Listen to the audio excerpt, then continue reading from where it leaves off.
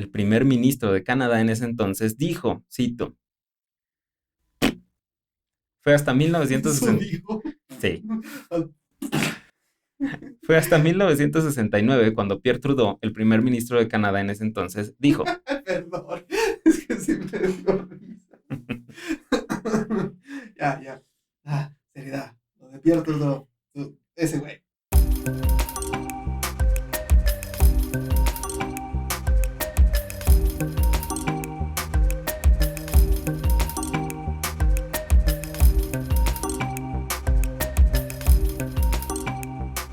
estás escuchando El Segundo Mensajero, el podcast que sigue sin saber su lugar en la escala Kinsey. En los episodios anteriores hablamos de Alfred Kinsey y sobre cómo abrió la conversación de lo común que son los encuentros entre personas del mismo sexo, y cómo en los años posteriores algunos científicos trataron de encontrar una causa biológica que lo explicara. A manera de prólogo, vamos a establecer un par de definiciones tomadas de la revista de Neuroendocrinología en su número 7 del año 2018. Sexo físico. El conjunto de características anatómicas determinadas por los cromosomas sexuales, las gónadas y las hormonas que producen esas gónadas. Las gónadas son los testículos o los ovarios. Identidad de género. Se refiere al concepto más íntimo de una persona sobre sí misma, el verse a sí mismo como hombre, mujer o algo distinto, y puede ser igual o diferente al sexo físico de una persona. Orientación sexual. Se refiere a un patrón duradero de atracción emocional, romántica y o sexual hacia hombres, mujeres o ambos sexos. Se usa el término orientación y no preferencia. ¿Por qué? Porque es algo aceptado que la atracción hacia personas de otro sexo o del mismo sexo no es algo que se escoge. ¿Realmente cree usted que las mujeres seguirían saliendo con hombres en pleno 2021 si esto fuera algo que se escoge? También es importante señalar que la gran mayoría de las personas que genéticamente son mujeres se identifican como mujeres y son andrófilas, es decir, se sienten atraídas por hombres. Y la mayoría de las personas que son genéticamente varones se identifican como varones y son ginéfilos, es decir, se sienten atraídos por mujeres. Habiendo definido esto, nos encontramos con la pregunta, ¿sabe usted dónde están sus hijos? ¿Qué? No era esa. Perdón. Como les decía, ¿por qué hay la necesidad de hacer distinciones? ¿No se supone que el amor es amor? O mejor aún, ¿por qué la persecución? De acuerdo con la doctora Jennifer Larson de la Universidad de Kent State, las culturas romanas y griegas no tenían una palabra para referirse a la homosexualidad. Bueno, al menos no como el concepto que se maneja actualmente. Larson menciona que era del conocimiento público que algunas personas preferían parejas del mismo sexo. El doctor en culturas clásicas, Thomas K. Hubbard, dice que estas conductas, cito, gozaban de diversos grados de aceptación que dependían del momento y el lugar, en estas culturas griegas y romanas. Un ejemplo eran lo comunes que eran las relaciones entre adolescentes y hombres mayores en Grecia, y eran vistas como una etapa, ya que muchos de estos jóvenes eventualmente salían de esas relaciones y se casaban para tener hijos. Posteriormente, y de acuerdo con estudios etnográficos, antes de la era industrial, el 41% de las culturas condenaba la conducta homosexual, 21% la aceptaba o la ignoraba, y 12% ni siquiera tenía un concepto para la misma. Parece ser que, al contrario de lo que muchos creen, la conducta de atracción por personas del mismo sexo es algo que ha estado presente durante toda la historia de la humanidad. La diferencia recae en cómo se interpreta socialmente este comportamiento. Pasando a nuestro continente, las culturas precolombinas tenían prácticas de la misma índole. Por ejemplo, las culturas nativas de Norteamérica reconocían a los individuos de dos espíritus, que tenían roles específicos de un tercer género, y cuando se convertían en chamanes se consideraba que tenían poderes más allá de los ordinarios, porque como dice el refrán, dos espíritus tienen más poder que uno, o algo parecido. Con la llegada de los españoles cambió la visión normalizada que se tenía en el Nuevo Mundo. Esto hace mucho sentido porque todas las culturas influenciadas por las religiones abrámicas, como los europeos del siglo XVI, condenaban las conductas homosexuales. Como ejemplo, tenemos a los españoles, que solían ejecutar a aquellos que practicaban este tipo de relaciones. Las ejecuciones eran públicas y en ocasiones incluían ser devorado por perros o ser quemados vivos. Las prácticas homosexuales fueron uno de los pretextos para la conquista y conversión forzada al cristianismo de los indígenas. En el libro de Levítico, o libro de las leyes de las culturas hebreas, contiene al menos dos referencias claras sobre las relaciones homosexuales masculinas. Vamos a leerlas. Levítico 18:22. No yacerás con un hombre, así como con una mujer. Eso es una aberración. Levítico 20:13. Si un hombre yace con un hombre como lo hiciera con una mujer, los dos han cometido una aberración y deben seguramente ser sacrificados. Su sangre es sobre ellos. Sobre estos versículos, algunos estudiosos de estos libros hebreos antiguos mantienen que el contexto es importante, ya que se intenta crear una distinción entre el comportamiento de los israelitas y de los canaanitas, que eran los politeístas vecinos de los israelitas. Otros, en cambio, mantienen que esta prohibición se refiere únicamente a las relaciones incestuosas. Sin embargo, las traducciones finalmente volvieron al texto más restrictivo. Otra aportación, comillas al aire, de la mitología judeo-cristiana en la visión cultural de los actos homosexuales viene precisamente de la historia de la caída de Sodoma y Gomorra. De acuerdo con el mito, antes de su caída, los habitantes de Sodoma, los sodomitas, intentaron violar o tener sexo o algo así, con los ángeles invitados que rescataron a Lot, el sobrino de Abraham. Aunque, de acuerdo con la tradición hebrea, el pecado real de Sodoma era su falta de caridad. La interpretación moderna cristiana es que los sodomitas eran homosexuales, y de ahí es que se conoce legalmente como sodomía a los actos sexuales no procreativos, especialmente el sexo anal y el sexo oral. Ya en el Nuevo Testamento, en las cartas del apóstol San Pablo, se condenan a aquellos que duermen con otros hombres y se dice que ni ellos, ni los afeminados, ni los que se masturban heredarán el reino del cielo. Por otro lado, San Pablo también tiene las aspirinas al 3x2, pregunte por nuestras ofertas. Ahora, tomando los textos sagrados en cuenta, el Tribunal de la Inquisición castigó a los homosexuales. Muchos de ellos encontraron refugio de la persecución al convertirse en miembros del clero. Así podían ocultar su falta de atracción a individuos del sexo opuesto. Algo así como, pues no es que no me gusten, es que no me dejan. Con la universalización del cristianismo y su presencia como base moral de las leyes del siglo XVII, en la época del colonialismo en América es que se crea la ilegalidad de los actos homosexuales o incluso de los actos heterosexuales no reproductivos. Por ejemplo, en los Estados Unidos, todos estos actos se encontraban penados bajo el crimen de sodomía. Los actos de sodomía se consideraban ofensas mayores y el castigo podía ser la muerte o largos periodos de prisión y trabajo forzado. Acercándonos más hacia el siglo XX, la visión de la homosexualidad al terminar la Segunda Guerra Mundial se volvió más radical. Se consideraba que los hombres homosexuales no eran solamente pervertidos, sino que eran propensos a volverse comunistas o a ser extorsionados para traicionar a su país.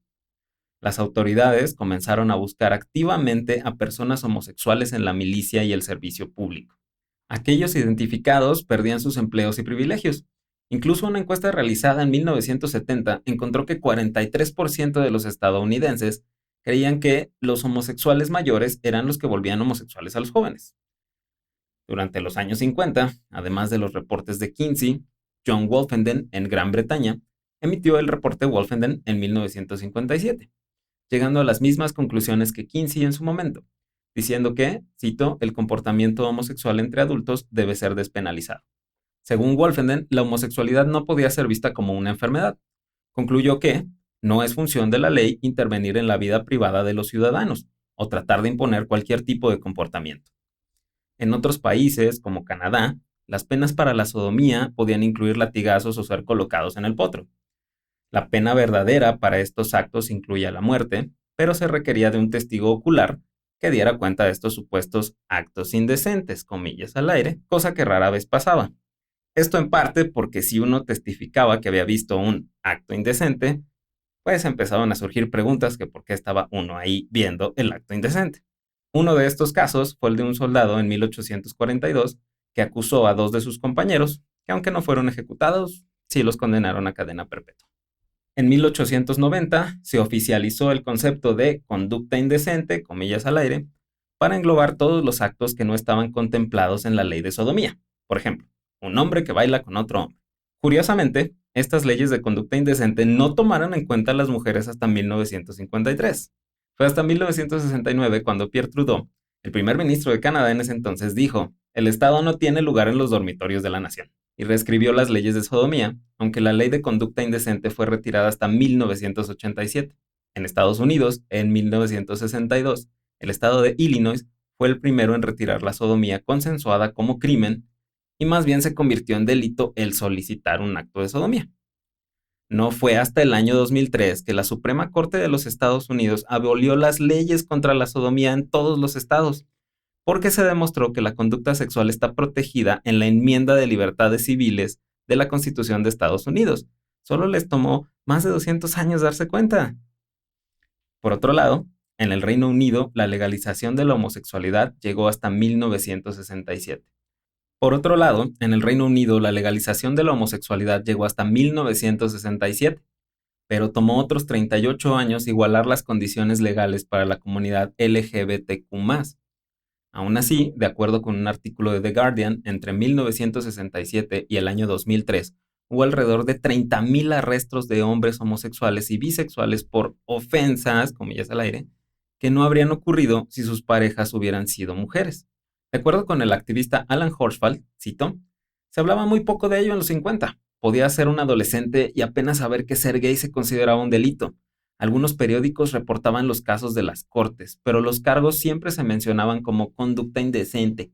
Ni siquiera podían decirlo por su nombre. Alan Horsfeld decía que les faltaban tamaños. El repudio era tal en Gran Bretaña que si una pareja homosexual reportaba un intento de robo a su hogar, era probable que la policía olvidara el robo y se enfocara en arrestarlos por la homosexualidad. El famoso Alan Turing tampoco pudo escapar de la persecución. El matemático más importante del Reino Unido, que descifró el código Enigma, permitió la derrota de los nazis en la Segunda Guerra Mundial, cimentó las bases de la computación moderna. Perdón, me exalté. Alan Turing fue acusado por conducta indecente en 1952. Fue sometido a terapia hormonal y finalmente se suicidó comiendo una manzana bañada en cianuro en 1954. En el caso de América Latina, México, Guatemala, El Salvador y Honduras retiraron la sodomía de sus códigos penales desde el siglo XIX. Bien ahí, México. En el caso de Belice, esto se logró hasta el año 2016, aunque la decisión judicial fue apelada. En Honduras, por otro lado, aunque no existen leyes contra las relaciones entre personas del mismo sexo, existe una prohibición constitucional para el reconocimiento de las uniones civiles, el matrimonio y la adopción entre parejas del mismo sexo. Ya que vimos el contexto de la criminalización y despenalización de la conducta homosexual, hablemos de cómo fue que la ciencia comenzó a abrirse a estudiar este aspecto del comportamiento humano.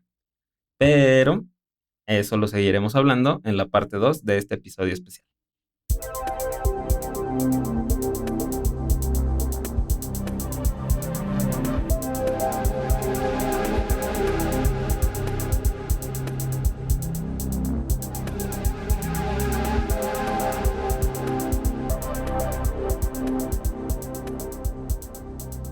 De repente tus gatos o tus perros están haciendo mucho desmadre, podemos pausar tantito y retomar desde un poquito atrás de tu comentario.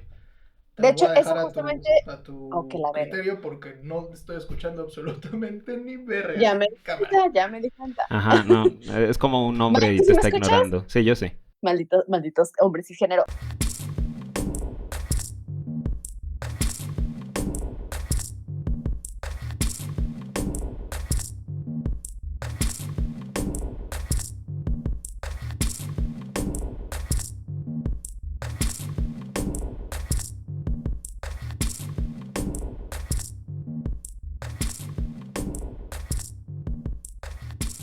Para continuar con el episodio y discutir los hallazgos de algunos controvertidos estudios sobre el comportamiento de atracción hacia el mismo sexo en humanos, me acompaña el día de hoy mi amiga y consejera de la vida adulta, Isabel Silva, potosina de nacimiento, tapatía por mayoría de votos y orgullosa miembro de la comunidad LGBTQ+.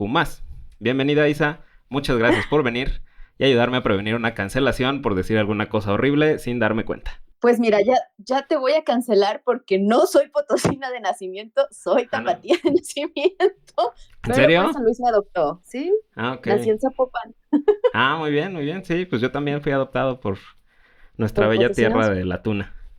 Muy bien. Bueno. Adoptados los dos seremos. Así es. Bueno, entonces, esta parte del episodio vamos a entrar primero en la situación de, históricamente, cómo lo vio la medicina y la psicología. Y luego vamos a platicar de un estudio que me hizo llegar Isabel un día, que salió en El País, que está derivado de una publicación en la revista Nature. Entonces, pues ahí va. Primero, hay que reconocer que la ciencia médica y la psicología sí vieron a la homosexualidad como una conducta patológica. De acuerdo con el psiquiatra y psicoanalista Jack Drescher, La conducta homosexual se creía el resultado de una madre sobreprotectora, un padre hostil o inadecuado, exposición a hormonas en el útero o abuso sexual. En 1956, Edmund Bergler, otro psiquiatra, escribió en su libro, cito, «No tengo sesgos contra los homosexuales, pero como todos los masoquistas psíquicos son subordinados cuando se les confronta con una persona más fuerte, despiadados cuando están en el poder y sin escrúpulos cuando se trata de pisotear a alguien más débil».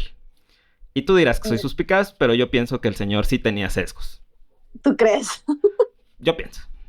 En realidad parece que más bien está hablando de un presidente cisgénero cualquiera, pero bueno. Ajá, exactamente. Bueno, otra teoría menos agresiva, pero no menos equivocada, era aquella de la inmadurez, comillas al aire.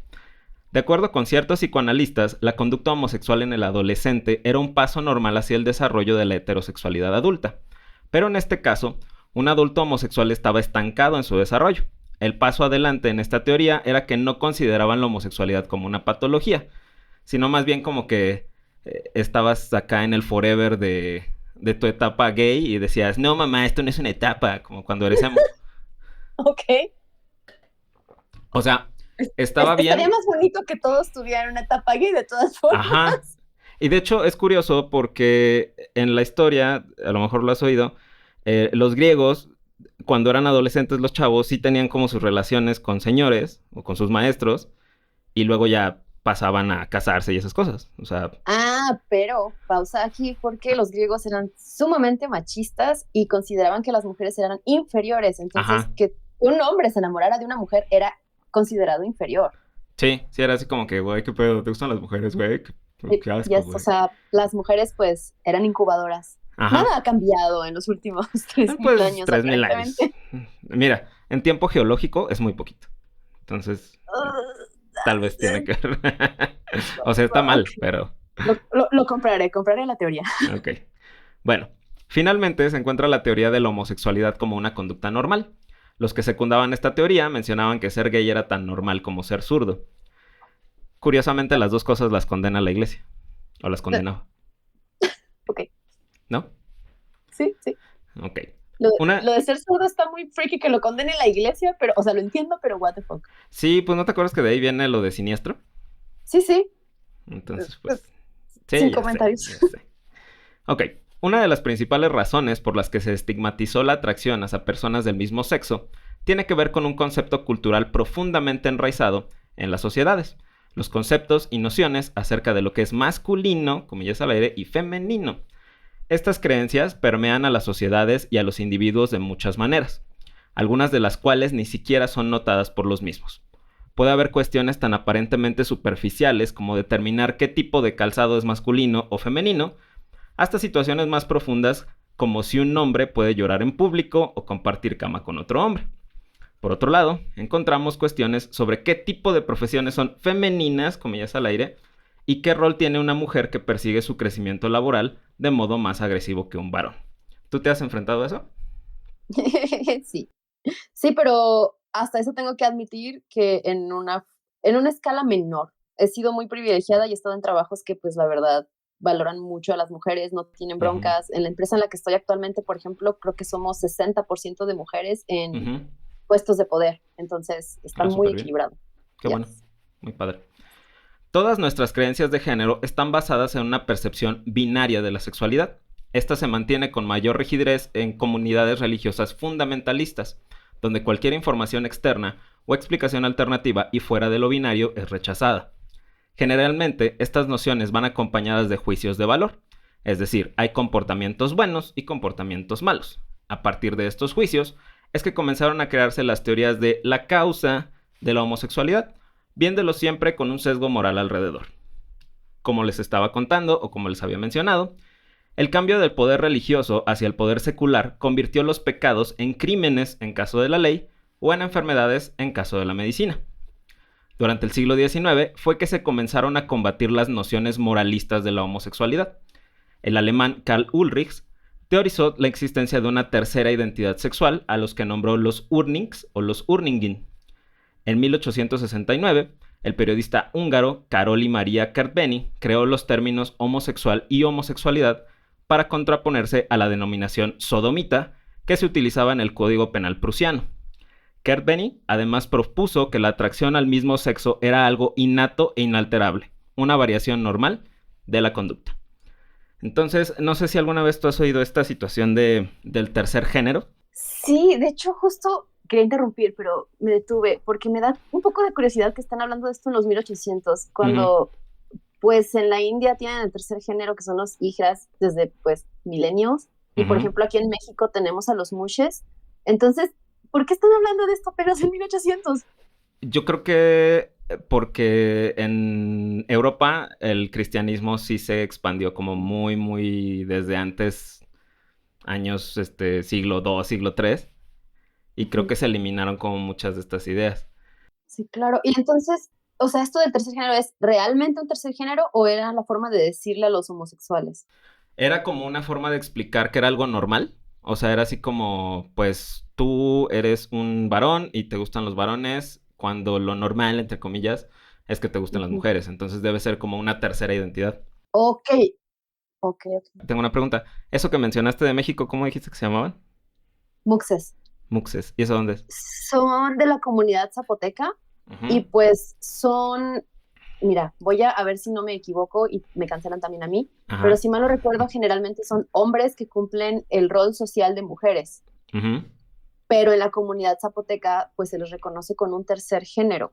O sea, no son hombres ni son mujeres. Y pues según yo tenían una posición bastante alta en la sociedad. O sea, que un muxe te bendijera, perdón, era muy chido. Y insisto, pongo el disclaimer de que no sé si es bendición o algo, pero eran respetados, pues, y son respetados hasta ahora. Sí. Ok, muy bien. El concepto reivindicador de Kurt Benny fue rápidamente tergiversado por el psiquiatra alemán Richard von Krafft-Ebing en su libro de 1886, Psicopatías sexuales, donde menciona que las conductas sexuales no reproductivas eran una forma de psicopatología porque no eran, cito, evolutivamente viables. Krafft-Ebing fue el responsable de que la homosexualidad apareciera en muchos libros y manuales de enfermedades mentales en el siglo XX. Por otro lado, Sigmund Freud fue quien trajo a la mesa la teoría de la inmadurez, rechazando las nociones de Ulrichs y de Krafft-Ebing. Cito a Freud. La investigación psicoanalítica decididamente se opone a separar a los homosexuales del resto de la humanidad. Son personas cuya eficiencia no se encuentra alterada y quienes, de hecho, se distinguen por un alto desarrollo intelectual y cultura ética. Se trata de una variación de la función sexual producto de un desarrollo sexual detenido. Hasta esa última frase íbamos muy bien con Don Freud. Sí, pero cerramos todo mal. Ajá.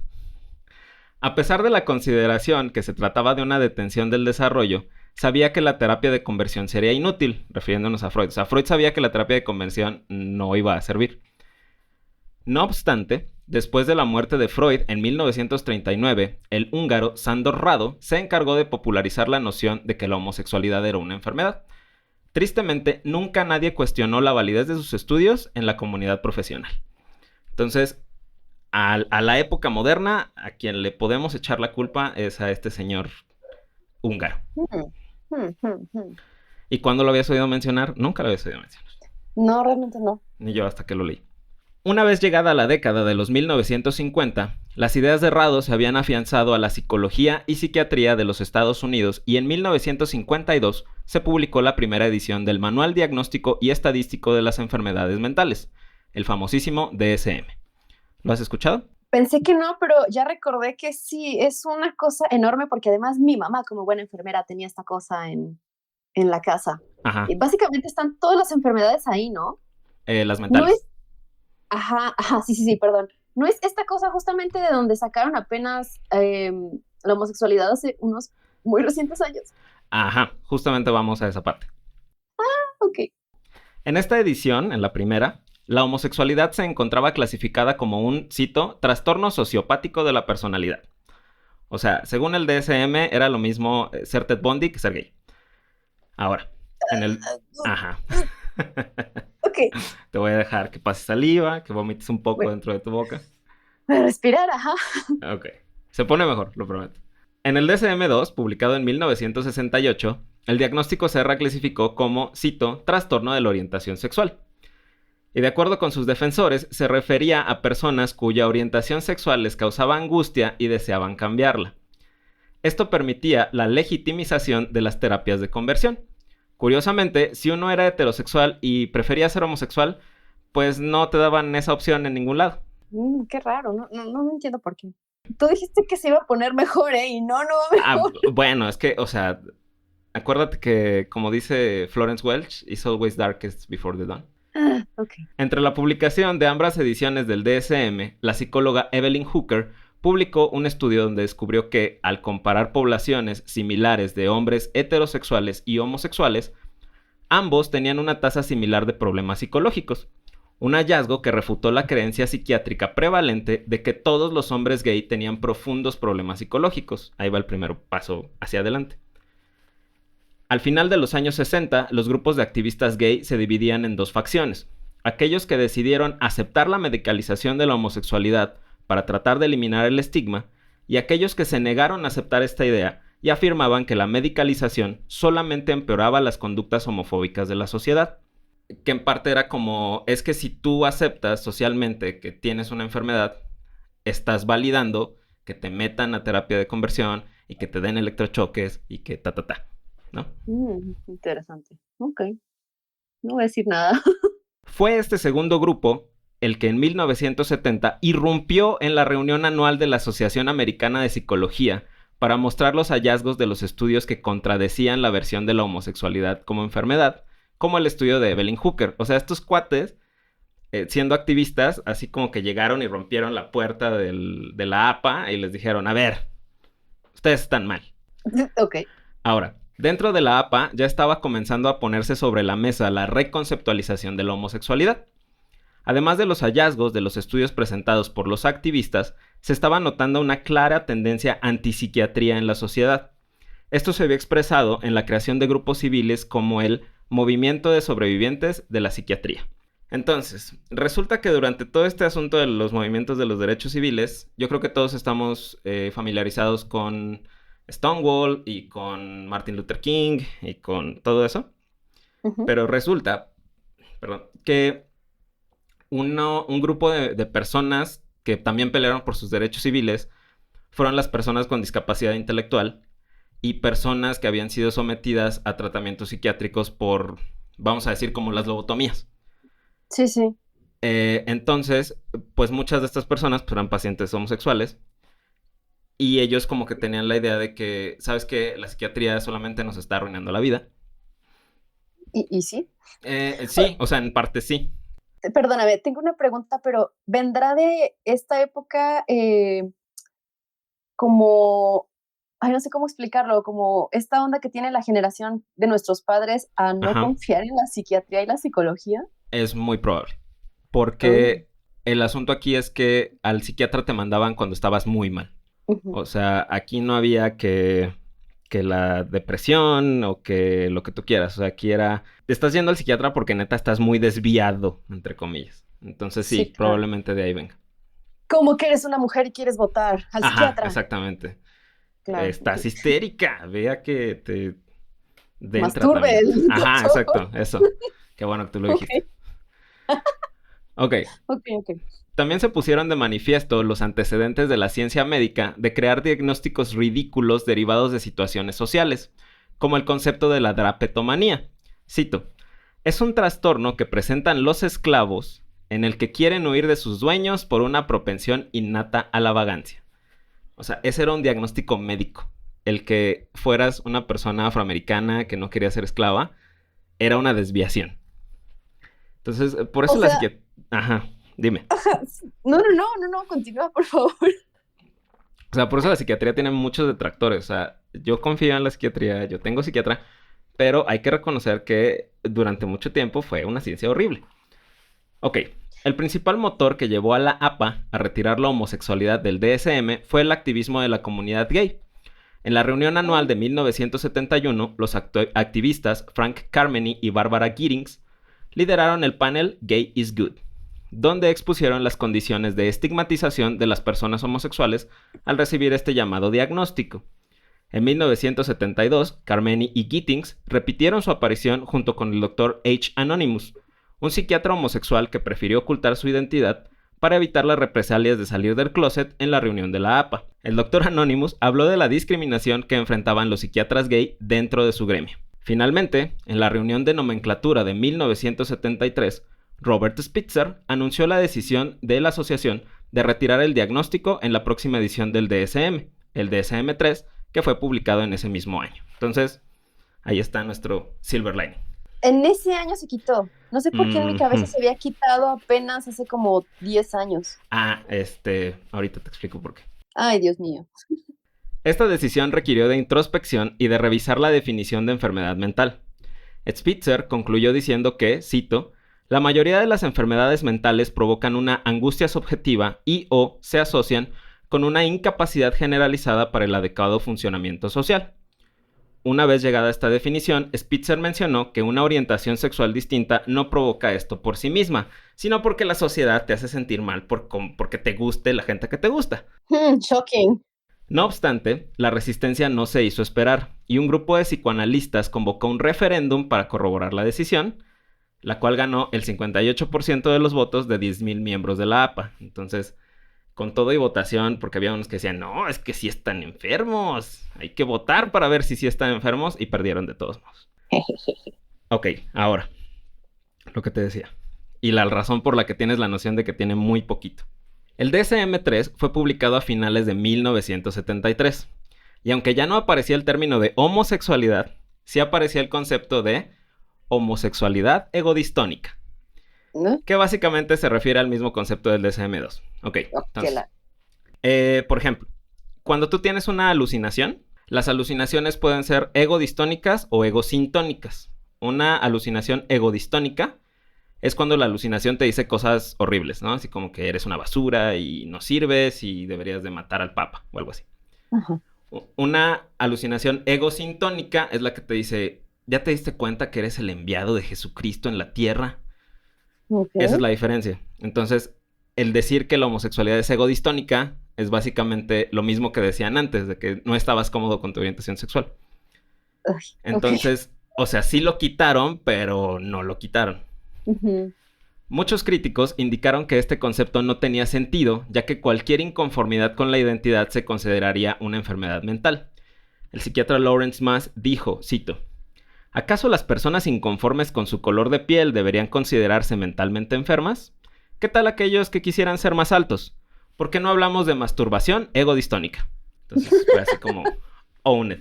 Sí, totalmente. Debido a estos argumentos, el término de homosexualidad egodistónica salió de la versión revisada del DSM-3 en 1987. Entonces, esa es la razón por la que sientes que tiene muy poquito. Okay. Todo esto quiere decir que la APA en realidad se tardó 14 años en normalizar la homosexualidad. Pero incluso la Organización Mundial de la Salud retiraría este diagnóstico de la Clasificación Internacional de las Enfermedades hasta 1990. Creo que yo estaba pensando en la OMS más bien. Uh-huh, sí, igual, o sea, es muy poquito. O sea, ¿tú naciste en el 89? 89, sí, pero ahorita estamos haciendo la APA, ¿no? 14 años, la APA, pero la humanidad. Bueno, vamos por pasos. Sí. Una vez retirado el apoyo científico para la estigmatización y marginalización, las sociedades se volvieron cada vez más abiertas a la visión de normalidad. De este modo, se logró la derogación de las leyes de sodomía, la protección de los derechos humanos de la comunidad LGBTQ en la sociedad y en el trabajo, la facilitación de la adopción para parejas del mismo sexo, facilitar el proceso de herencia para parejas casadas del mismo sexo, entre otras cosas. ¿Ok? Entonces, así fue como la psiquiatría dijo, estamos mal. Yay. Ahora vamos a la neurociencia. Ahora sí. Durante los años 90 se comenzó a estudiar si existía algún aspecto genético asociado a la homosexualidad. Uno de los primeros estudios fue publicado en los archivos de genética y psiquiatría de JAMA, la revista oficial de la Asociación Médica Americana. El artículo comienza mencionando que las teorías psicoanalíticas y antropológicas para intentar explicar la atracción al mismo sexo no tenían buenos fundamentos.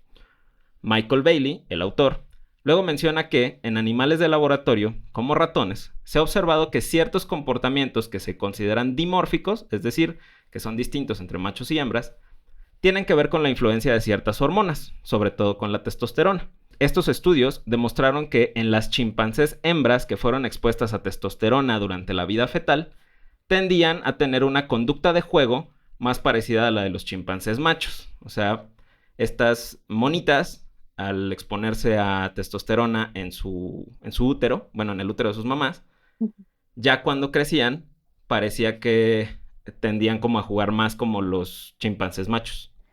Yo Entonces eso tengo como una, que ya... yo tengo una pregunta porque pues yo no soy genetista, Mike, perdóname. Ah, Entonces, ¿quiere decir que los fetos no tienen nunca contacto con hormonas dentro del vientre materno? justo vamos para allá, Ah, porque ok. a partir de esto se creó la teoría neurohormonal de la orientación sexual.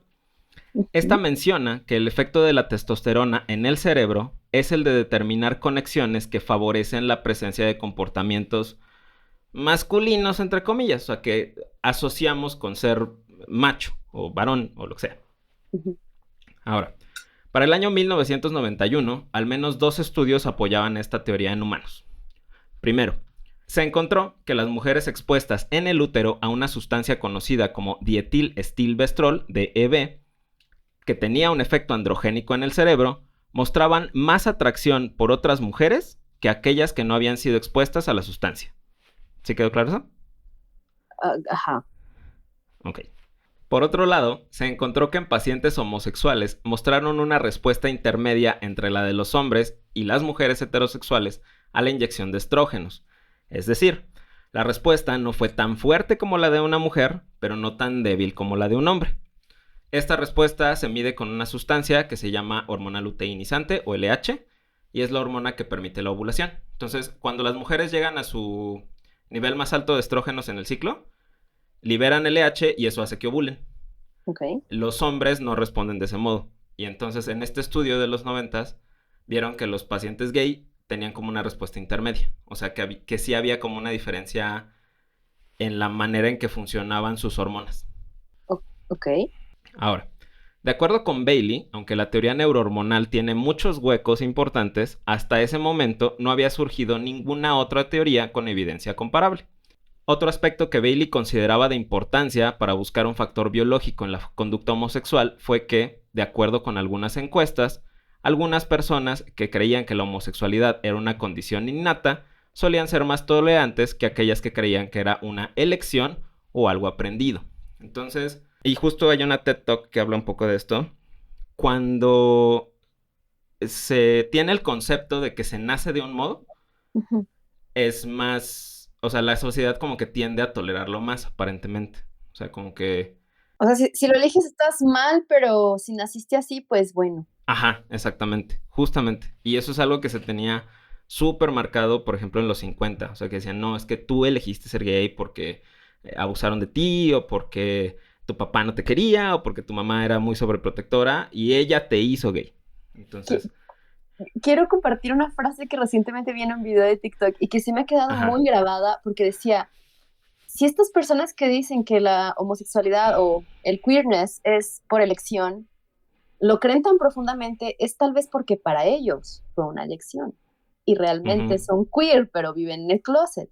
ajá, exactamente. Es algo que también yo he escuchado que le llaman heterosexualidad compulsiva, o sea, como que es lo que te imponen en cierto sentido. Sí, sí, la heteronorma, claro. Ujú. Bailey realizó un estudio de concordancia entre gemelos. Entonces, ahorita te explico qué son. La base de este tipo de estudios es que si un rasgo está determinado completamente por la genética, los gemelos idénticos, que también se les dice monocigotos, siempre van a presentar ese mismo rasgo. Y esto se conoce como gemelos concordantes, porque los dos tienen el mismo rasgo. Por otro lado, si un rasgo tiene otros determinantes además de la genética, entonces no todas las parejas de gemelos van a presentarlo, y a eso se le llama gemelos discordantes. Cuando las parejas de gemelos son discordantes, entonces se infiere que hay factores ambientales que tienen un papel en la aparición de una característica como la crianza, la alimentación, entre otras cosas. Bailey encontró que los gemelos monocigóticos tienen una concordancia para el rasgo de atracción al mismo sexo del 52%, es decir, de 56 parejas de gemelos idénticos, 29 de ellas compartían la orientación sexual entre ambos hermanos. Este porcentaje disminuye en los gemelos mellizos o cuates, con un 22% de concordancia, y finalmente en 11% de los hermanos adoptivos o no relacionados genéticamente. Entonces, de acuerdo al estudio inicial de Bailey, sí hay un componente biológico en el desarrollo de la orientación sexual. ¿Sale? Ok. Otros estudios realizados por el mismo Bailey y otros colaboradores encontraron datos similares al añadir una muestra de mujeres lesbianas junto a la previa de hombres gay. Estos estudios observaron que era más frecuente que los varones homosexuales tuvieran más hermanos gay que hermanas gay, mientras que las mujeres lesbianas suelen tener más hermanas gay que hermanos gay. Esto sugiere que existen diferentes factores que determinan la conducta homosexual entre hombres y mujeres. O sea, parece ser que el ser gay tiene una especie de base biológica diferente a ser lesbiana, a como lo entendió Bailey. Ok. Junto a estos estudios de agregación familiar, otro estudio famoso fue el de Simon Levy, sin relación con Anton LaVey, del Instituto Salk para la investigación biológica. Levy decidió estudiar la diferencia anatómica en una región específica del cerebro, que controla las funciones vegetativas del cuerpo. Estas funciones vegetativas comúnmente se abrevian en inglés como las 4 Fs: feeding, fighting, fleeing and mating. Ya sabes cuál es la otra F. Sí, claro. Que en español es comer, pelear, huir y reproducirse. Ok. La región del hipotálamo, que es esta que controla las funciones vegetativas que le interesó a LaVey, fue una región conocida como núcleo intersticial anterior, que supuestamente se asocia con las conductas sexuales masculinas. Este conocimiento fue derivado de estudios en primates no humanos, o sea, en changuitos, en donde se observó que en una lesión de esta parte del cerebro elimina las conductas sexuales asociadas con los machos, pero no elimina el deseo sexual. O sea, cuando a los primates se les lesiona esta región del hipotálamo, siguen teniendo deseo sexual, pero dejan de pegarle a las paredes cuando están enojados. Y ¿Perdón? dejan de decir, es que esas no son formas. Ok. Entonces, parece ser que eso es lo que encontraron. Ajá. LaVey tomó el material cerebral de hombres y mujeres sin conocer su orientación sexual y midió el tamaño del núcleo intersticial del hipotálamo, o INA, que lo vamos a decir así para ser más breves. Entonces, en este primer estudio, LaVey encontró que en general había dos grupos de neuronas llamados INA2 e INA3, que eran más grandes en los varones que en las mujeres. LaVey supuso que esta diferencia tenía que ver con la orientación sexual y no con el sexo genético.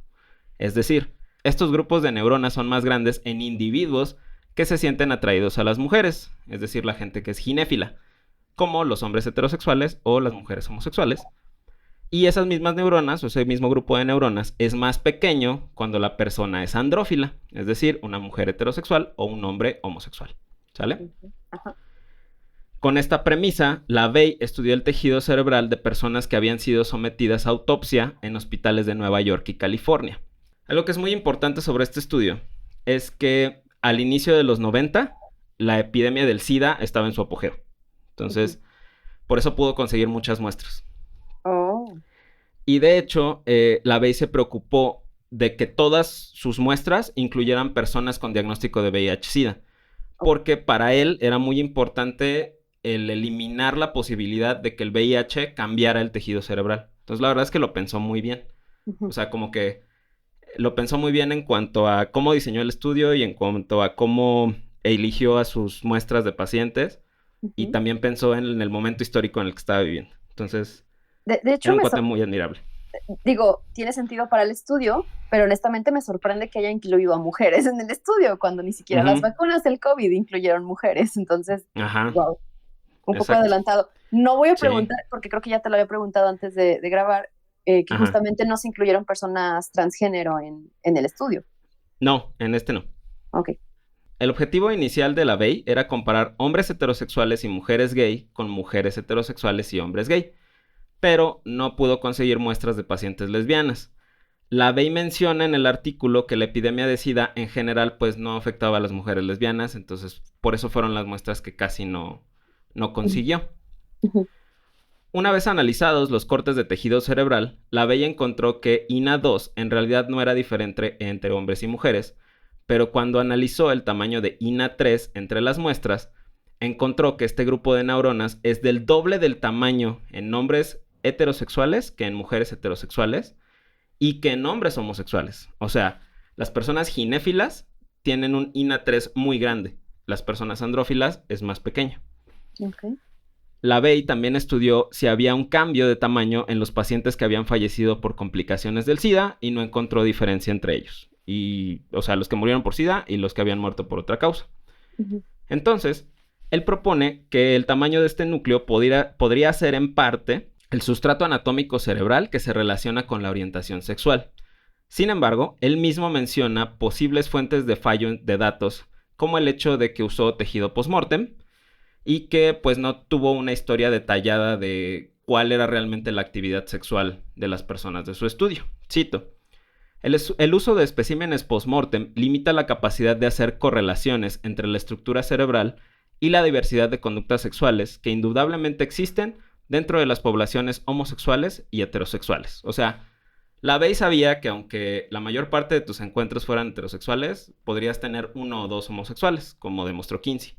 Ujú. De acuerdo con este autor, el descubrimiento de una diferencia anatómica en personas de diferente orientación sexual ayudará a establecer un punto de vista de investigación neurobiológico para encontrar diferencias en neurotransmisores o en receptores que se involucren en este aspecto de los individuos. LaVey menciona que en los ratones existe una región cerebral similar, cuyo tamaño depende de la cantidad de andrógenos, o sea, de testosterona, presentes en un momento específico de la vida intrauterina. Y que una vez pasado ese momento crítico, incluso la castración no cambia el tamaño del grupo de neuronas. No obstante, menciona que cualquier suposición fuera de una correlación que él está describiendo debe tomarse como mera especulación hasta no encontrar más evidencia.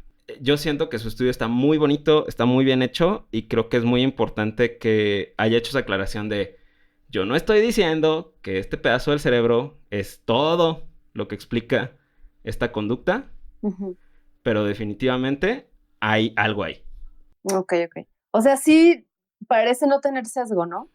Ajá, exactamente. Ok. Fue uno de mis héroes de esta investigación. De hecho, es muy raro que alguien haga un estudio así sin sesgo. Sí, exactamente. Afortunadamente, en el año 2016, un grupo de investigadores revisó diversas publicaciones y encontró evidencia que sustenta la existencia de un circuito neuronal en la región anterior del hipotálamo, justo como lo sospechó LaVey. Entonces, LaVey fue reivindicado hace poco. Regresando a los 90, Dean Hammer y sus colaboradores publicaron en la revista Science un estudio que sugería que una región específica del cromosoma X estaba relacionada con la herencia de la conducta homosexual. Sin embargo, Neil Rich refutó rápidamente la teoría de Hammer, indicando que no se puede suponer que este rasgo esté codificado en un solo gen, cuando es ampliamente sabido que todos los rasgos complejos del comportamiento dependen de diversos genes porque involucran múltiples procesos. Rich también menciona que, cito: muchas de las limitaciones en los datos son un reflejo de las dificultades para realizar estudios con tantas ramificaciones políticas y sociales. Sin embargo, esto también significa que tales estudios deben ser examinados de manera cuidadosa y desapasionada. Que ahí le doy toda la razón al señor Hammer. Sí, totalmente. Digo, Pero Rich. espera, entonces lo que estaban diciendo básicamente, no sé si yo lo estoy malinterpretando a la 10ª potencia, pero lo que está diciendo es: no puedes hablar de identidad de género, orientación sexual, basándote en una sola pequeña cosita. Exactamente. O sea, el comportamiento humano es tan complejo Ujú. que lo más probable es que estén involucradas 50,000 variables distintas. De genes. Y de lo que tú quieras. Sí, claro. Crianza, alimentación, Sociedad. lo que se te antoje. Ajá, exactamente. Sí, o sea, no lo puedes analizar con una sola disciplina, para empezar. Exactamente. Entonces, Hammer como que se quiso ver muy chingón y decir: está en el cromosoma X, fin. Y afortunadamente Rich fue como que... Y está muy chistoso porque sale la publicación de Hammer, en el siguiente número de Science sale la carta de Rich, y en el siguiente número sale la respuesta de Hammer así de: bueno, o sea, yo nomás digo, no se enoje. Pero el asunto es que la teoría de Hammer fue desechada, ya que en el año 2005 se encontró en un estudio de 456 hombres gay que no hay una relación clara con el cromosoma X. Entonces, esa la tiramos a la basura, pero es importante mencionarlo. Además, digo, no sé si yo ya estoy mal viajándome mucho, pero específicamente el cromosoma X, el que está relacionado con las mujeres, o sea... Ajá. Sí. Okay. Que ahorita vamos a ver por qué es... O sea, tiene un cierto sentido, pero ahorita justamente vamos a pasar a eso. Ahora, la relación de la homosexualidad con el cromosoma X volvió a traerse a la mesa en el año 2004, cuando Andrea Camperio Chiani y otros autores presentaron un trabajo donde encuestaron a 98 personas homosexuales y 100 heterosexuales, y encontraron que las personas gay tienen mayor cantidad de familiares gay en el lado materno que en el lado paterno, y que aparentemente las mujeres del lado materno también presentan mayor tasa de fecundidad, o sea, parece que tienen más hijos. Ok. Otro hallazgo interesante del grupo fue la observación de que aparentemente es más frecuente que los hermanos menores presenten orientación homosexual y que esta probabilidad incrementa con cada hermano mayor. O sea, según el estudio de estos cuates, si yo tengo 4 hijos, mi hijo más chico probablemente sea más probable que sea gay, supuestamente. Ok. Sin embargo, a pesar de todos estos detalles, los autores hicieron énfasis en que sus hallazgos no pueden explicar ni siquiera el 20% de los factores que determinan el comportamiento homosexual. Entonces, volvemos a lo mismo, o sea, son cosas muy complejas. Sí, y lo que mencionabas al inicio, ¿no? Estás analizando el comportamiento homosexual y entonces, ¿por qué no te preguntas si es normal ser hetero? Exactamente, exactamente. Ahora, ¿qué sabemos hoy sobre la teoría neurohormonal? Primero, sabemos que los andrógenos, especialmente la testosterona, tienen un papel central en la determinación del aspecto físico del ser humano a nivel de los genitales. Esto es lo que se llama dimorfismo sexual. O sea, que tú veas los genitales de un varón y veas los genitales de una mujer y digas, ok, estos son genitales masculinos y femeninos. Además, la testosterona realiza un proceso conocido como masculinización a nivel cerebral y la ausencia de esa masculinización entonces conduce a un proceso que se llama de feminización. Viéndolo simplificadamente.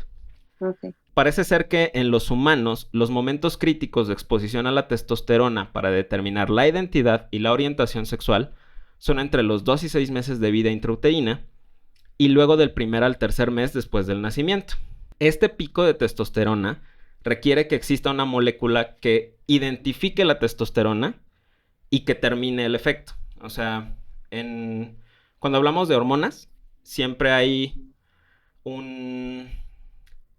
una señal y siempre hay un receptor. Ajá. Y si no está el receptor, la señal puede estar a todo lo que da y no pasa nada, ¿sí? Entonces, es como el árbol proverbial que cae en el bosque y no hay nadie que lo escuche, solo que aquí sí sabemos que si no hay receptor para la testosterona no hace nada. Entonces, biología 1, filosofía 0. Ok. Los cambios ejercidos por la testosterona en el cerebro tienen que ver con la supervivencia, conectividad y producción de neurotransmisores en ciertas neuronas. Otra cosa que es importante tener en cuenta es que el cerebro y los genitales sufren sus procesos de maduración sexual de manera independiente. Los momentos del desarrollo establecen patrones duraderos de comportamiento. Es por eso que los cambios hormonales de la pubertad o el uso de esteroides anabólicos no cambia la identidad sexual o la orientación de los individuos. Es decir, si tú eres una mujer heterosexual y siempre te has identificado heterosexual y te metes esteroides para ser atleta olímpico, no te vas a volver gay por meterte esteroides. Porque tu cerebro ya está marcado o diferenciado. O sea, ya de ahí podemos tachar que hay hormonas femeninas y masculinas, porque solo hay hormonas que cumplen ciertas funciones y ya. En cierto sentido, sí. O sea, lo que pasa es que les decimos masculinas y femeninas porque se supone que los testículos producen testosterona, entonces se supone que los testículos solo los tenemos los hombres, aunque las mujeres también producen testosterona, y igual con los estrógenos, o sea, los producen los ovarios. Sí, solo en cantidades diferentes. Ajá, exactamente. Ahora, de lo que me decías, respecto a la identidad de género, no ha habido una identificación clara de algún factor genético. Lo más probable es que se trate de muchos genes que estén involucrados en el procesamiento y función de las hormonas sexuales. La evidencia de la influencia de las hormonas en la identidad sexual tiene un poco más de claridad, pero no es algo completamente probado. Estas evidencias derivan de un controversial caso de David Reimer y el Dr. John Money. Entonces, vamos a meter una pequeña historia en esta parte del episodio. ¿Va a tener final feliz? No. No, ok. No, es una historia, pero es interesante, no voy a decir está padre, pero es interesante por lo que se determinó a partir de este caso. Okay. David Reimer nació en 1965 con el nombre de Bruce Reimer. Era hermano gemelo de Brian Reimer. Ambos hermanos Reimer sufrían de una condición habitual en los bebés que se conoce como fimosis. No sé si has escuchado qué es eso. Tiene algo que ver con el pene, ¿no? Tienen que recortar. Sí. Ok. Ajá, sí, es cuando no baja el prepucio completamente. Ajá. Eso es muy común en los bebés, muchas veces se les quita solo, pero pues antes, digo, eran los 60s, entonces decían, ay, ¿por qué no se les quita el capuchón? Entonces, lo que hicieron fue, pues generalmente esto cuando ya es un problema se resuelve con una circuncisión. Ay, no, ya sé a Entonces, dónde vas, ya sé a dónde va esta historia, ¿ok? ambos hermanos se sometieron a la cirugía, pero durante la cirugía de Bruce, el urólogo que realizó el procedimiento lastimó el glande más allá de cualquier reparación. Después del procedimiento fallido, los Reimer acudieron a Johns Hopkins con el Dr. John Money, un psicólogo conocido por la teoría de la neutralidad al nacimiento. Esta teoría menciona que los niños tienen una identidad de género neutral al nacimiento y que esto se construye con la crianza. O sea, tú como bebé eres la famosísima tabla rasa de Francis Bacon, y entonces a ti, Isabel, te fueron implantando una semilla de que eres niña. Y a mí me implantaron una con mi crianza de que soy niño, supuestamente.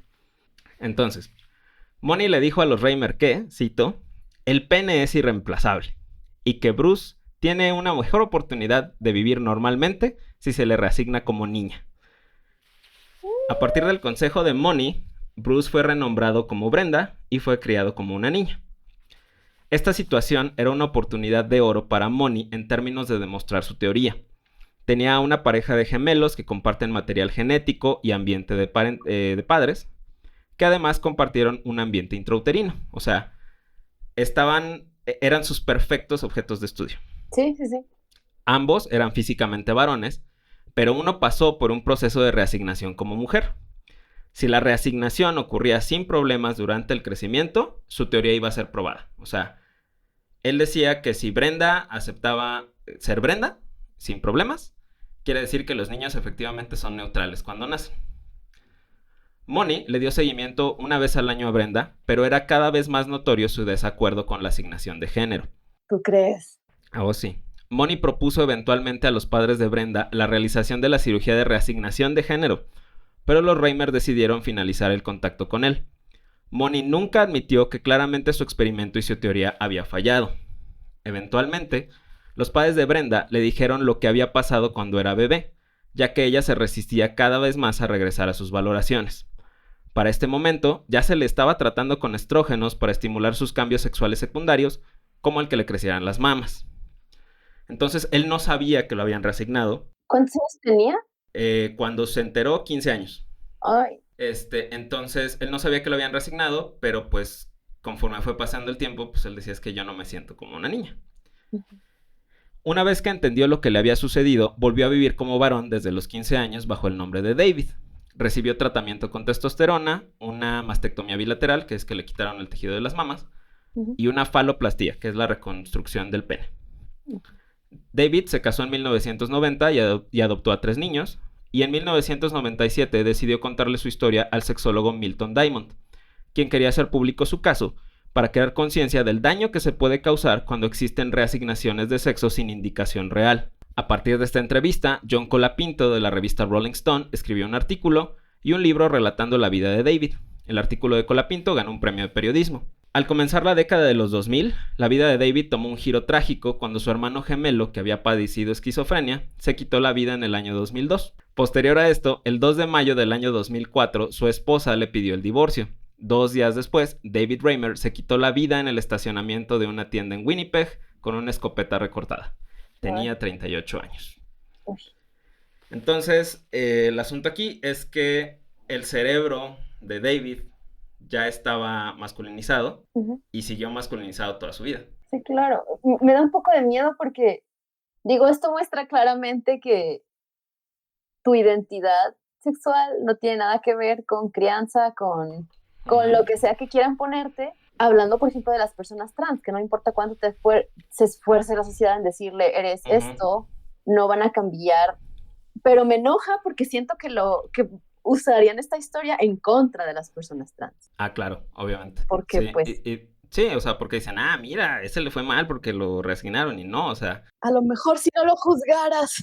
Ajá, no, y a la parte, o sea, él no quería reasignarse. Sí, exacto. Una persona trans sabe en su interior que su identidad no va con su sexo físico. Exacto. Y por eso busca. Y digo, ahorita vamos a poner un ejemplo de esto. Sí, no, en el caso Otra de Davis fue mutilación y ya. Ajá, exactamente. Otras evidencias que ponen de manifiesto que la identidad sexual está determinada por la exposición hormonal dentro del útero es que los niños con deficiencia de producción de testosterona para desarrollar de manera habitual los genitales se identifican como varones, ya que su cerebro sí respondió al estímulo hormonal. O sea, hay niños que tienen un déficit en cómo procesar la testosterona, entonces la testosterona como que no masculiniza, que es como le decimos, los genitales, pero sí tiene su efecto en el cerebro. Entonces, esos niños, aunque sus genitales sean ambiguos, que se les dice, se identifican como varones. Porque en el cerebro ya ocurrió. Estamos hablando de personas intersexuales. Ajá, exactamente, lo que llaman las personas intersexo. Ok. Incluso, por ejemplo, ahí en el Hospital Infantil de México hay una clínica donde se estudian estos casos precisamente para determinar si es que hay que hacer alguna reasignación o no. ¿Por qué deciden esto cuando es un bebé? Precisamente eso. Ya ahorita lo que se hace es que se les da el seguimiento y hasta que ya están un poquito más grandes y que ya van comprendiendo qué es lo que está sucediendo en cuanto a hormonas y genes y bla, bla, bla, ya es que se les da la oportunidad de ellos decidir. ¿Esto está pasando en México? Sí. Órale, ok. Sí, aquí en el DF también hay una clínica que está en la Colonia Condesa, donde también algunas personas van a recibir su tratamiento hormonal cuando se les va a hacer la reasignación. ¿Y cuál es la edad en la que ya les dicen como, pues ya puedes tú elegir? Yo me acuerdo que de los más chavitos que llegué a ver tenía como 15, 16 años. Y de pura casualidad, perdón que haga muchas preguntas, pero ¿qué pasa cuando nace una persona intersexual? ¿Se le da acompañamiento también psicológico a los papás o algo como para que no la rieguen? Ay, perdón por la expresión, pero pues sí, para que no torturen al pobre infante. Sí, se les tiene que dar acompañamiento por parte de genética, de endocrinología, psicología. Ahorita ya es un equipo mucho más grande. Antes era un equipo más pequeño, pues porque se sabían menos cosas, pero ahorita ya se hace como mucho más integral. Oye, qué refrescante escuchar que pasa eso en México, ¿ok? Sí, está muy chido. Bueno, entonces, por otro lado, las mujeres con una condición conocida como síndrome de insensibilidad completa a los andrógenos tienen genitales externos femeninos y suelen ser andrófilas, aunque tengan cromosomas XY. ¿Por qué? Porque producen mucha testosterona, pero no tienen receptor. Están hablando a oídos sordos. Incluso estos niveles altos de testosterona son más elevados que los de un hombre, porque como funcionan las hormonas es que, digamos que tú tienes un problema en la tiroides. Ajá. Entonces, o sea, sí tengo, pero... Ajá. Entonces, cuando tú produces muy poquita hormona tiroidea, hay una señal en tu cerebro que le dice a tu glándula tiroides, oye, no me está llegando la hormona, no sé si la estás produciendo. Si tú produces demasiada hormona tiroidea, entonces tu cerebro la recibe y deja de mandar la señal. Dice, oye, bájale. O sea, ya entendí, si la estás produciendo, cálmate. El asunto es que cuando la hormona no tiene receptor, nadie sabe que la estás produciendo. Entonces la empiezan a producir a cantidades industriales. Entonces, no sé si supiste que había una corredora sudafricana que se llama Caster Semenya. Ay, sí. A ella le hacen un estudio de testosterona y pues le sale altísima. Entonces dicen, no, pues se está dopando. Pero lo que realmente pasa es que Caster Semenya tiene un síndrome de insensibilidad a los andrógenos. Ella genéticamente tiene cromosomas XY, pero la testosterona no hace nada en su cuerpo. Entonces, por eso se desarrolló como una niña, como una mujer. Y entonces, pues ahí viene la controversia, porque aparte hay estudios que han demostrado que en realidad la testosterona no te sirve realmente de mucho para incrementar tu rendimiento deportivo. Hay un episodio de Mandarax donde hablan de eso. Es a ella a la que querían obligar a consumir hormonas, ¿verdad? Para nivelarse. Sí. Y dijo, no, gracias, bye. Ajá, exactamente. Sí. Así es.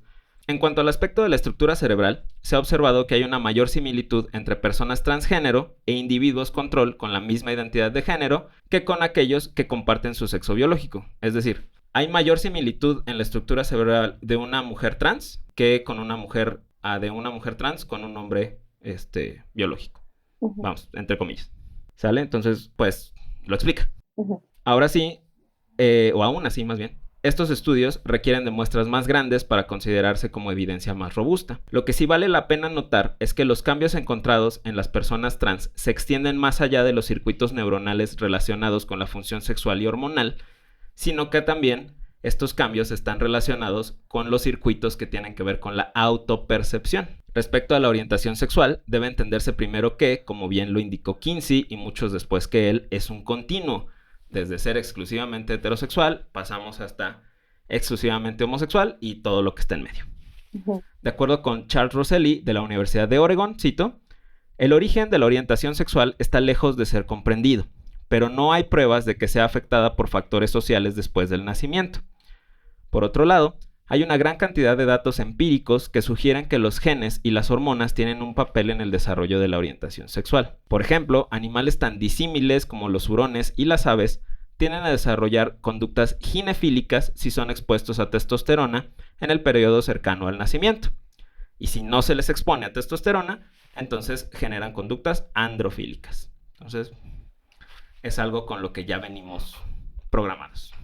Esto es como perdón por la comparación, pero bueno, sí, se parece mucho al ejemplo. Según alguna vez leí, si hay un nido de tortugas marinas que reciben calor, van a nacer machos, y si reciben frío, van a ser hembras. No recuerdo cuál es cuál, pero voy a poner ese ejemplo, pues. Sí, de hecho también hay ciertas especies de ranas que hacen algo similar. O sea que dependiendo de la temperatura de donde está el nido, es lo que estimula que sean fenotípicamente o externamente machos o hembras. Pero sí. Y pues, bueno, son tortugas y son ranas y no podemos hablar de identidad de género, pero... Ajá, pero, o sea, por ahí va. O sea, el asunto es que es algo que ocurre durante el desarrollo. Ok. Mucho se ha hablado de que diversas especies tienen interacciones genitales con individuos del mismo sexo, como por ejemplo los delfines. Pero la mayoría de estas tienen un papel de facilitación de objetivos sociales. Las conductas sexuales con individuos del mismo sexo, exclusivas y duraderas, no son tan comunes en los animales, pero en aquellos que sí, se observan cambios anatómicos en el tamaño de ciertas regiones del hipotálamo. Espera, Mike, tenemos que regresar. ¿Me estás diciendo que los delfines tienen sexo para conseguir puestos sociales y ser el presidente de su manada de delfines o qué? No tanto así, sino más bien como para ejercer jerarquía. Ok. En cierto modo, o sea, el concepto machista de bajar por los chescos a tu amigo para ejercer un gesto de dominancia sobre él, sí lo hacen los delfines y algunos otros animales. Ok. Los delfines son animales muy interesantes. Ok.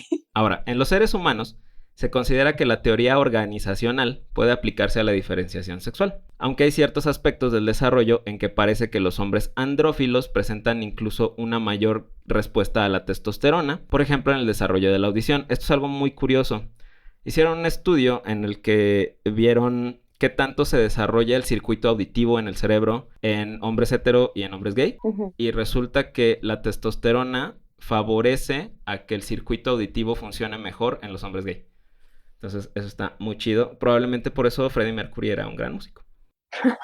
Oye, pero eso está súper loco. Yo recuerdo, bueno, a ver, y ahorita me lo desmientes. Siempre hemos escuchado esto de que las mujeres tenemos un mejor oído porque pues la evolución hizo que fuera así. No mejor oído, una mejor audición para sonidos agudos, para responder en la noche si lloraban los bebés.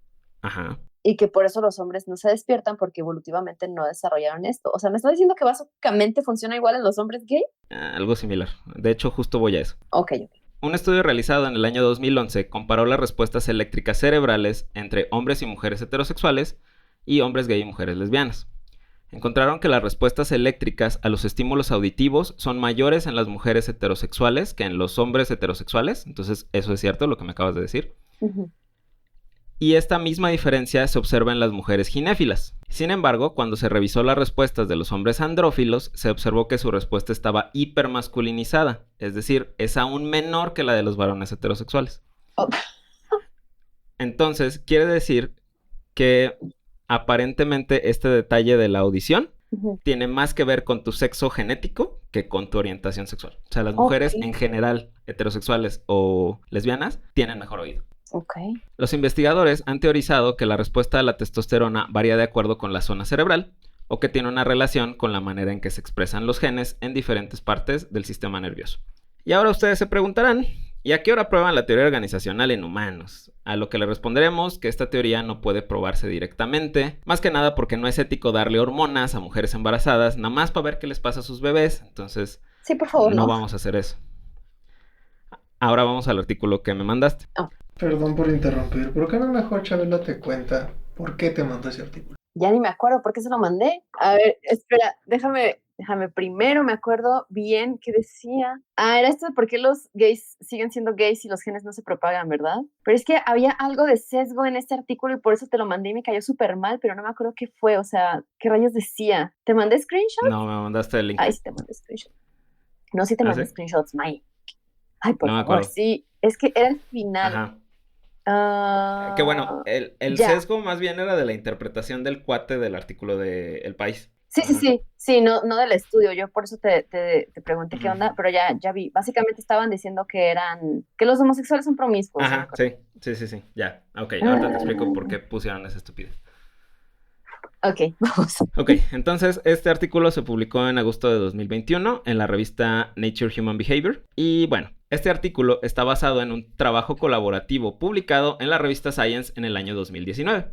La colaboración fue entre diversos laboratorios en distintos países e incluye centros muy importantes como el Broad Institute del MIT y el Instituto Karolinska de Suecia. El Instituto Karolinska es así como la meca de la ciencia en Suecia. Y de hecho trabajan mucho con estudios de sistema nervioso. Este trabajo describe la presencia de una gran cantidad de genes asociados al comportamiento sexual y parte del trabajo busca crear contenidos con personas de la comunidad LGBTQIA+, y comunicadores de la ciencia. Eso se me hizo muy chido. Estos cuates de ese primer trabajo, el del 2019, le pidieron a comunicadores de la ciencia y comunicadores de la comunidad LGBT que abrieran la conversación en sus canales o en sus medios sobre esto que estaban ellos haciendo, y de hecho les pidieron como consejos o insight, así de, oye, queremos diseñar este estudio, tú como miembro de la comunidad, ¿cómo lo ves? A mí se me hizo muy padre. Y de hecho es algo curioso porque hace poco justamente salió un estudio de autismo en Reino Unido, y justamente una de las controversias que hubo es que la gente de los grupos de apoyo y los grupos de pacientes con trastorno del espectro autista se sintieron excluidos porque no los consultaron. Oh. Entonces yo creo que eso fue un acierto de estos cuates. De este estudio de Science no me voy a meter, les voy a dejar las fuentes de un par de videos de YouTube donde lo explican así súper rápido. Pero bueno, vamos al de Nature.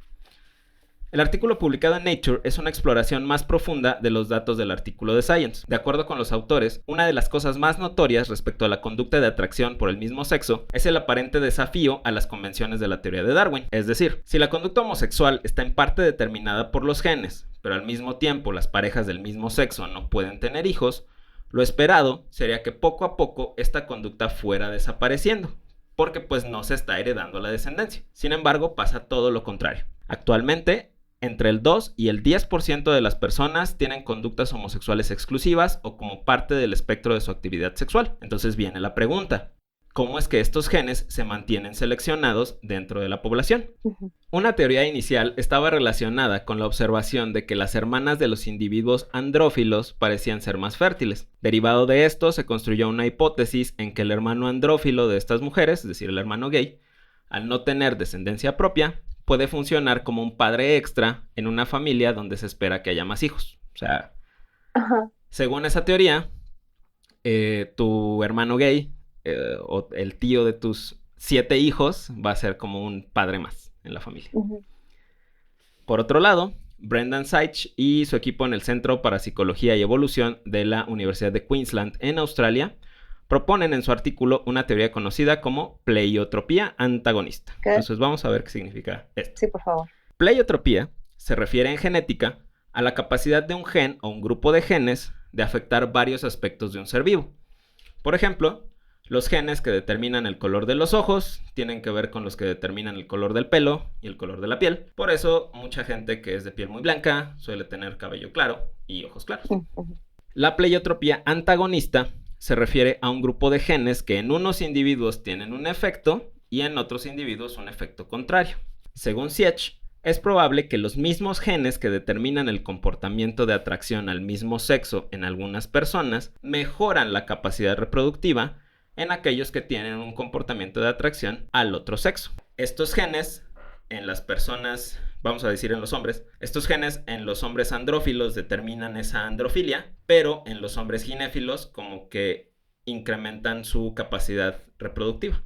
O sea, son los mismos genes, solo que tienen efectos distintos. Ok. Algo en lo que Siech hace hincapié es que encontraron una gran cantidad de genes que tienen un efecto muy pequeño distribuidos en todo el genoma. No existe un gen del comportamiento de atracción al mismo sexo, no existe el gen gay. Quítense eso de la cabeza. El radar gay sí, pero el gen gay no. Ajá, exacto, obvio. Algunas cosas interesantes que los investigadores encontraron fue que estos genes también juegan algún papel en rasgos como la apertura social y la propensión a tomar riesgos. Y en el caso de los hombres, aparentemente en el atractivo físico. Entonces, quién sabe, tal vez por eso los gays son más guapos. Ok. No lo dije yo, lo dijiste tú. Sí. Obviamente esto requiere de mayor cantidad de estudios, pero es un comienzo. Entonces, lo que este sonso interpretó como que es que son promiscuos, en realidad es esa situación de que aparentemente estos genes tienen que ver con que seas más abierto socialmente y que tomes más riesgos, tomando en cuenta o diciendo que riesgos, entre comillas, es tener más relaciones. Entonces, o sea, fue más bien, esa es la interpretación que le di, que le dio, perdón. Sí, porque se ve, o sea, este artículo que fue el que yo te mandé por El País, sí es muy obvio que tiene un sesgo homofóbico muy fuerte. Ajá, o sea, sí, cañón. Es un señor escribiendo enojado en su computadora. Que seguramente es afiliado a Vox. Sí.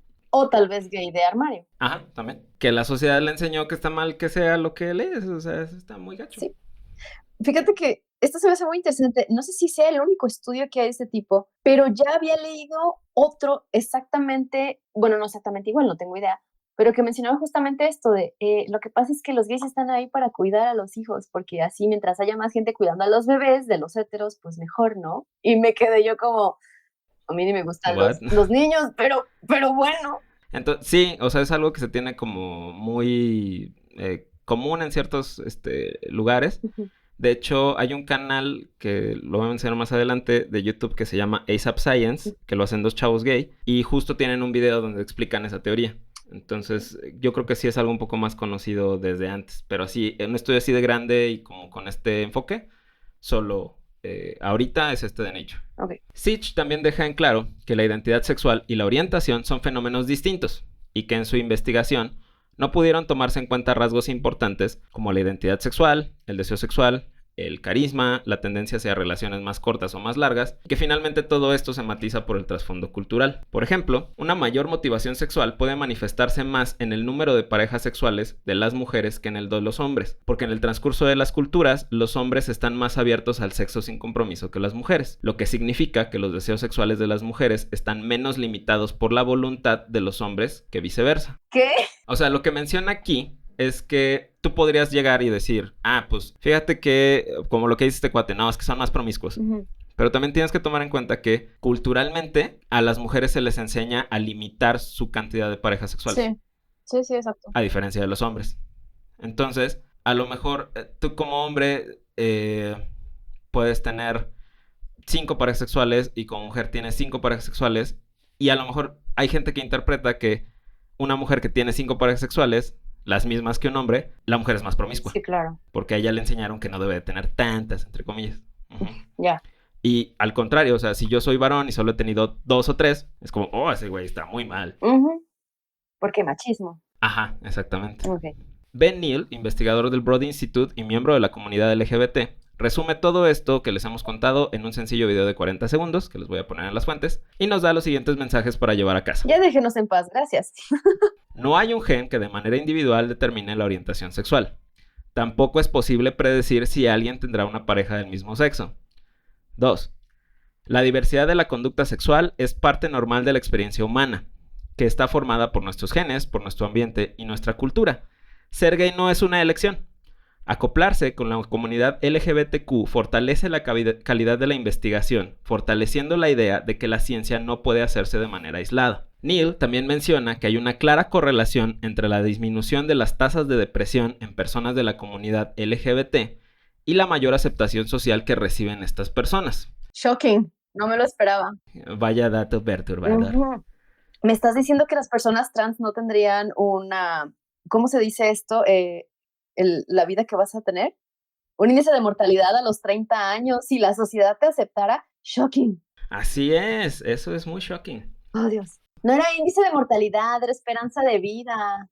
Nos asegura que la genética es tan complicada y su relación con el ambiente está tan entrelazada que no debemos preocuparnos de que algún grupo de lunáticos quiera usar ingeniería genética para curar algo que no es una enfermedad. Entonces, así es como terminamos el episodio de hoy. Ya saben que las fuentes están en la descripción del episodio. Muchas gracias por acompañarme, Isa. A ti, me gustó mucho esa frase porque pues básicamente es, no traten de arreglar lo que no está roto. Exactamente. Qué triste y qué sad. Sí, pero yo creo que, digo, falta mucho. Mucho. Pero creo que, por ejemplo, algunas de las fuentes que leí, por ejemplo, está cómo va avanzando el binario de igualdad, ¿no? O sea, que primero fue la igualdad entre hombres y mujeres, o al menos eso es lo que se está buscando, y luego la igualdad entre las personas heterosexuales y las personas de la comunidad LGBT, y entonces ahorita el siguiente paso es la igualdad entre las personas cis y las personas trans. Sí. Entonces, como muy despacito y muy lento y con mucha resistencia, pero se va avanzando. De poco a poco. Creo que a mí lo que más me ha marcado en los últimos años es darme cuenta de que fue justamente el catolicismo el que hizo desaparecer pues a la comunidad, porque la comunidad siempre estuvo ahí. O sea, ya hablábamos al inicio de los mushes, que por cierto tengo que hacer una pequeña corrección. Sí hay mujeres, pero las mujeres no se les llama mushes, son, no lo puedo pronunciar, guiyu, que son las mujeres que toman roles masculinos, igual en la comunidad zapoteca. O sea, ya estaban ahí, el tercer género ya estaba ahí. Sí. Ya no estaba entendido, ya no se entendía la sociedad como algo binario. Y pues llegó el catolicismo a arruinarlo todo. Sí, echarlo todo para atrás. El fandom del catolicismo, ¿no? Bueno, no sé, está un poco ahí complicado. No sé, es como los fans de Game of Thrones, ¿no? O sea, Game of Thrones quizá no es una mala serie, pero los fans, Dios. Sí es mala serie, vamos a admitirlo. Vamos a hablar de ese elefante en el cuarto. Sí, por favor, es muy mala. No sé, nunca la vi. Es muy mala, no la veas. Bueno, al menos no veas el final. Pero la verdad, muy interesante el estudio. La verdad, ojalá se hiciera un poco más público, porque yo nunca había escuchado de él. Sí, y justamente eso es lo que se buscó al principio con Science. Solo que me imagino, pues eso fue en el 2019. Entonces me imagino que en cuanto iban a empezar a pues divulgarlo y todo, pandemia. Entonces ahí se atravesó algo. Pero bueno, en las recomendaciones del día de hoy voy a mencionar algunos creadores de la comunidad LGBT. Entonces, ya dije los primeros, los chicos de ASAP Science. Pero si les interesa así como cosas más profundas como filosofía y cosas sociales, está el canal de Natalie Wynn, el de ContraPoints, y el de Philosophy Tube de Abigail Thorne. Las dos son creadoras trans, son muy chidas, entonces pueden empezar por ahí. Y tú... Bueno, y si quieren relajarse un rato, pues pueden ir siempre con Ofelia Pastrana, que tiene como 300,000 temas sobre tecnología, ciencia, economía, videojuegos y no sé cuántas cosas más. Sí. También está muy chido. Sí, de hecho tiene la entrevistó a Alex Fernández para su podcast y en esa entrevista explica todo así de cómo funcionan los bitcoins, cómo funcionan los NFTs. Está súper chida esa entrevista. Mujer. Sí, sabe de todo. También fue con herejes, tiene 1000 temas en esa cabeza. Sí. ¿Y tienes alguna otra recomendación, Isa? Yo sí tengo una, pero bueno, tengo dos que no son de divulgación científica, sino de la comunidad, y creo que está chido porque pues creo que ahorita ya que se le permite a la gente saber que no tienen que ser hetero, pues a lo mejor hay unas almas perdidas por ahí que necesitan pues el apoyo de la comunidad. Entonces yo recomiendo por Instagram, y también tienen un podcast que se llama Abrazo Grupal en Insta, o Queer It, así Queer It. Okay. Son cuentas muy chidas en donde se hace muchísima educación sobre la comunidad, sobre sexualidad, sobre 1,000,000 de temas más. De repente también les gusta tirarle a Jeff Bezos, porque pues por supuesto que es muy divertido tirarle a Jeff Bezos. Claro. Si usted no le ha tirado a Jeff Bezos, sí, exacto. Entonces pues no son de ciencia precisamente, pero son muy buenos canales para estar en contacto con todas estas cosas de las que a lo mejor usted no tiene que ser hetero para saber lo que está pasando en la comunidad. Exactamente. Sea un buen aliado, por favor. Exactamente.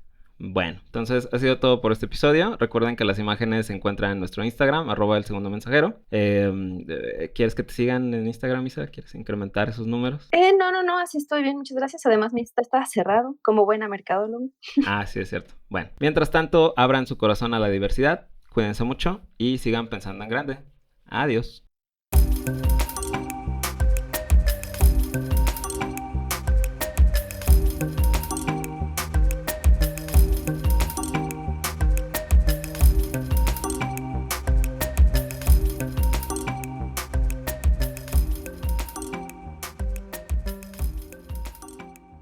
Posterior a esto, el 2 de mayo del año 2004, su esposa... Esposa. Carajo. Esposa. Badía.